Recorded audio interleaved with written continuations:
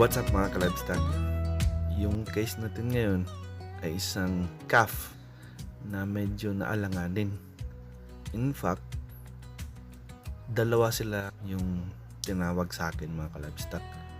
Pero sad to say, namatay na yung isa. Pagkatawag ko, pag arrive po sa field, in-evaluate ko yung condition and what I've seen based on my diagnosis at physical evaluation ay isa itong possible case ng malnutrition at saka possible din na severe parasitism.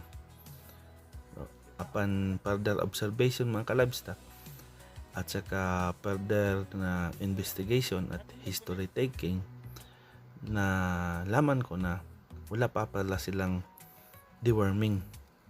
So, isa to na common na nangyayari sa mga na hindi na deworm. Magkakamalnourished sila at saka bibigay yung immune system.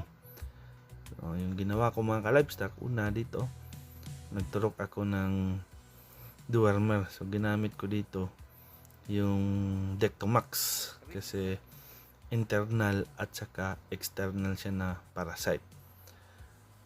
Kawawa na siya mga ka-livestock. So, careful lang sa pag-restrain. And this part, binigyan ko na siya ng mga ka-livestock ng multivitamins ng ADE.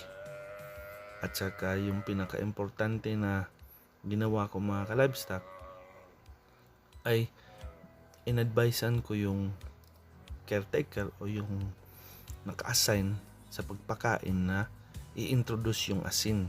Kasi yung asin mga ka-livestock, kumpleto yan sa vitamina at saka mineral. So, natapos na tayo dito sa treatment. Isang beses lang ko to ginawa nag-treatment mga ka-livestock. And to my surprise, after 3 months, ito na kami, nakikita na kami ulit. At saka, napaka-healthy na potential siya na maging productive na baka sa farm. So, again mga ka-livestock, importante yung animal health program at saka dapat din balanced nutrition para maging productive yung pagbabaka natin.